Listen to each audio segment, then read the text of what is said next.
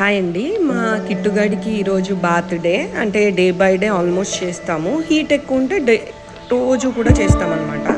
Bath అంటే ఏం లేదండి, ఇలా స్ప్రేయర్ ఒక దాంట్లో ఫుల్ వాటర్ తీసుకొని కొంచెం దూరం నుంచి వాడికి స్ప్రే చేస్తాము.